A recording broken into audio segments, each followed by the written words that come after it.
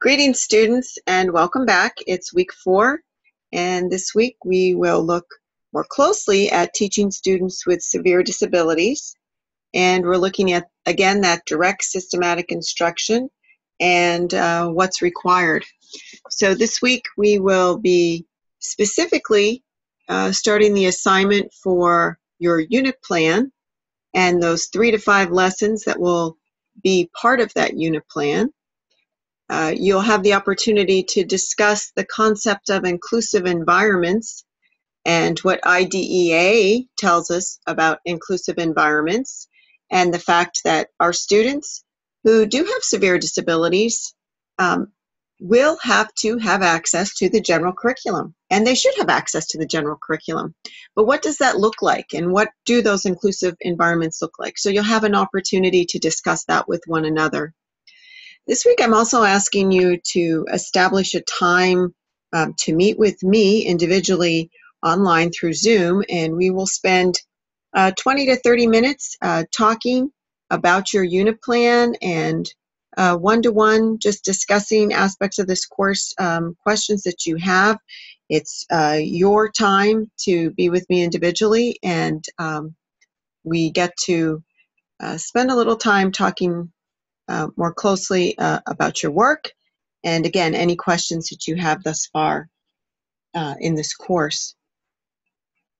As you are developing your unit plan and the lesson plans, you'll be looking at the concept of generalization for students and teaching skills for generalization and what generalization means. And I specifically draw your attention to Chapter 8 in your text, because generalization is a term, a broad term. It means appropriate responding in untrained situations. And what we're looking at is having our students be able to take the skills that they learn and generalize those over time. What we know is that people without intellectual disabilities acquire certain skills in their lives through direct instruction or through incidental learning, as many of us have done. They also learn new and different circumstances and what's appropriate to apply, what skills they should use, and what skills not to use. So people without disabilities tend to do this, some through direct instruction, some just do it through incidental learning. But what we know is those students who do have intellectual disabilities, or sometimes we use the term severe disabilities, are not as efficient with the learning process. It takes longer periods for them to learn the information, and they often don't know the circumstances in which to use the skills that they have learned.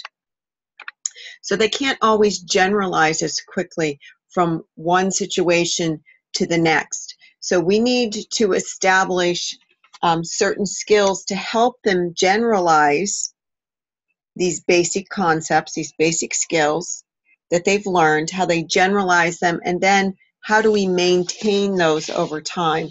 So Chapter 8 in your text gives us specific information about the generalization process, and we know that students need to learn through distributed practice.